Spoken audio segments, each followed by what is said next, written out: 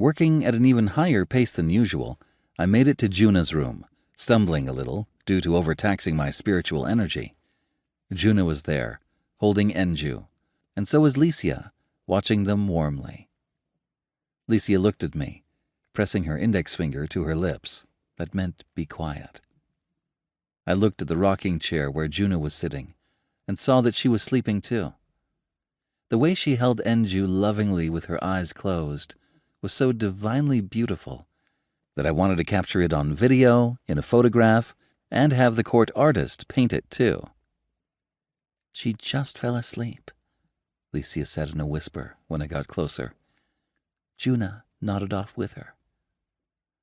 Lowering my voice so as not to wake them, I said, Good work. How are Haan and Kazuha? Aisha and Roroa are looking after them in the nursery room. They started crying too when they heard Enju's wailing.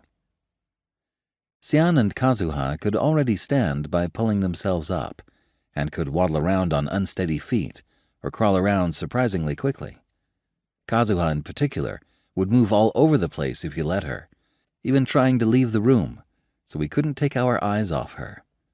I was glad she was growing up healthy, but it was troublesome that she was as much of a tomboy as her mother.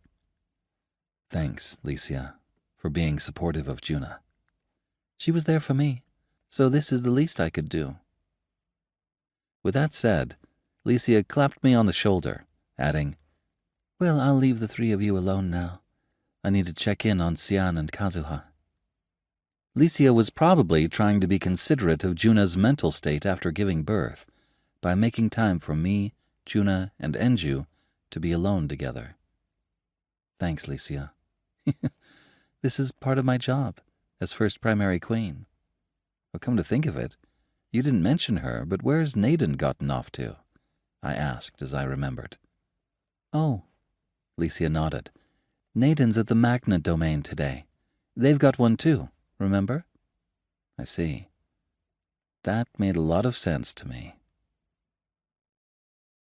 A baby was sleeping quietly in its crib. When she saw its little baby hands were formed into fists and its mouth was hanging just a little open, Naden couldn't help but say, It's so cute. I know, right?